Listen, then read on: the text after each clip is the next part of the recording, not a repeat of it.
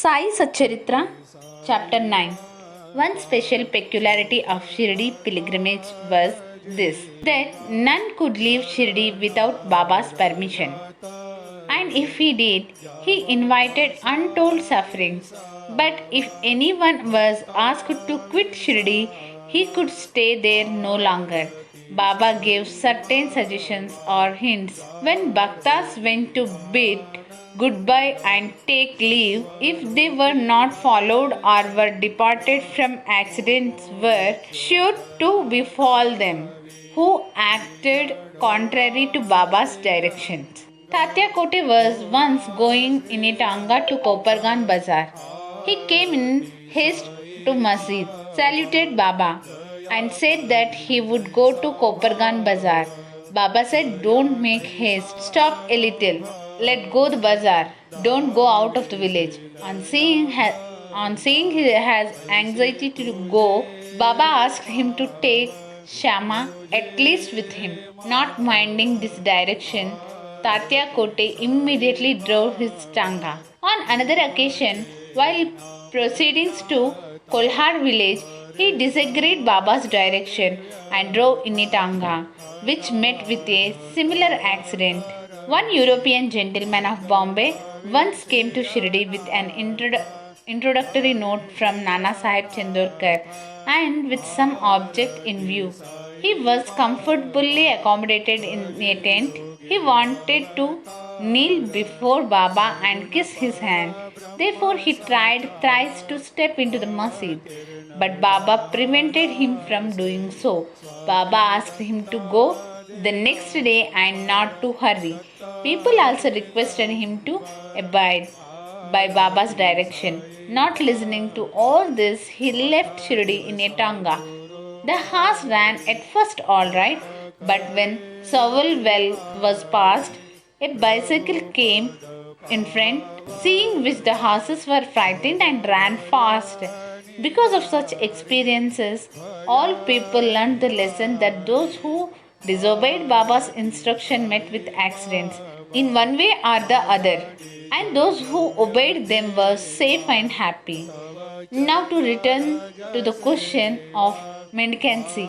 A question may arise in the minds of some that if Baba was such a great personage, God in fact, why should he have recourse to the begging bowl all his lifetime? This question may be considered and replied from two standpoints. One, who are the fit persons who have a right to live by the begging bowl? Our Shastras say that those persons who getting rid of or becoming free from three main desires, viz. For progeny, for wealth, for fame, accept sannyas, or the fit persons to live by begging alms. They cannot make cooking arrangements and dine at home. The duty of feeding them rests on the shoulders of householders. Sai Baba was neither a householder nor vanaprastha. He was a celibate sannyasi, that is, sannyasi from boyhood. His firm conviction was that the universe was his home. He was the Lord Vasudev, the supporter of the universe and the imperishable Brahman. These processes involve destruction of a lot of small insects and creatures, and thus the householders incur a lot of sin. In order to atone for this sin, our Shastras prescribe 5 kinds of sacrifices, viz. Brahmayagna, Vedadhyayan, offerings to Brahman or the study of the Vedas, Pitra Yagna, offering to the ancestors, Deva Yagna, offering to the gods, Bhuta Yagna, offerings to the beings, Manushya Atiti Yagna, offerings to men or uninvited guests. In these sacrifices, enjoined by the Shastras, are duly performed. The purification of their minds is effected, and this helps them to get knowledge and self-realize. Tharkand family. Mr. Ramchandra Atmaran alias Baba Sahib Tharkand, formerly a Prarthana Samajist, was a staunch devotee of Sai Baba. His wife and son loved Baba equally or perhaps more. It was once proposed that Master Tharkan should go with his mother to Shirdi and spend his May vacations there. But the son was unwilling to go as he thought that in case he left his home at Bandra, the worship of Sai Baba in the house would not be properly attended to. As his father, being a Prarthana Samajist, would not care to worship Sai Baba's enlarged portrait. However, on his father's giving an assurance of oath that he would perform the worship exactly as son was doing. The mother and the son left for Shirdi on one Friday night. That evening and on Sunday everything went on well. The following Monday was a working day and it also passed well. Mr. Tharkar, who had never performed puja like this in all his life, felt great confidence within himself that everything was passing on quite satisfactorily according to the promise given to his son. On Tuesday, he performed the morning puja as usual and left for his work. Coming home at noon, he found that there was no prasad to partake of. When the meal was served, he asked the servant cook, who told him that there was no offering made that morning and that he had completely forgotten then to perform that part of the puja. After hearing that, he left his seat and prostrated himself before the shrine, expressed his regret, at the same time chiding Baba for the want of the guidance in making the whole affair a matter of mere drill. Then he wrote a letter to his son stating that facts and requested him to lay it before Baba's feet and ask his pardon for this neglect. The lady could not understand anything, but the son, who was close by, understood that there was something wrong with the puja in Bandra, and he therefore requested Baba to permit him to go home. Baba refused the permission but allowed him to perform puja there.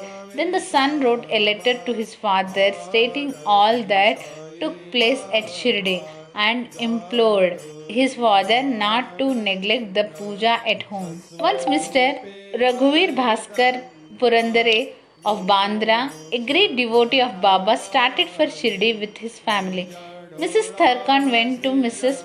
Purandare and gave her 2 brinjals and requested her to prepare bharit of one brinjal and kachari of the other.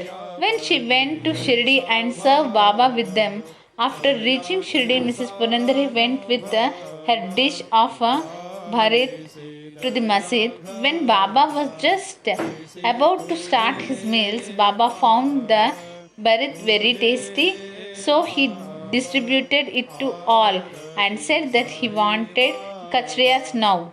Everybody then came to know the significance of Baba's enquiry regarding kacharis and was wonderstruck at Baba's all-pervasive knowledge.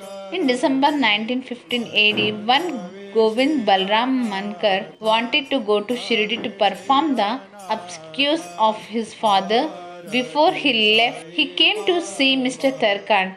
Then Mrs. Tharkan wanted to send something with him to Baba. She searched the whole house but found nothing except a peda, which had already been offered as Naivedya. Mr. Mankar was in mourning. Still, out of great devotion to Baba, she sent the peda with him, hoping that Baba would accept and eat it. Govind went to Shirdi and saw Baba but forgot to take the peda with him. Baba simply waited. When again he went Baba in the afternoon, he went empty handed without the peda.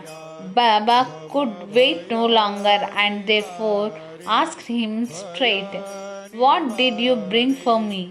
Nothing was reply. Baba asked him again.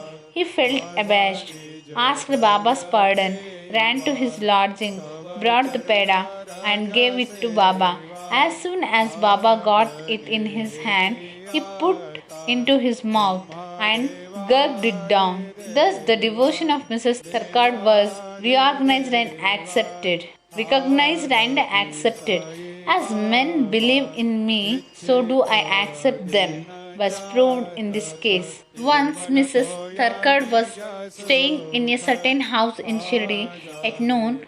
Meals were ready and dishes were being served when a hungry dog turned up there and began to cry. Mrs. Tharkar got up at once and threw a piece of bread, which the dog gulped with great relish. First give bread to the hungry and then eat yourself. Note this well.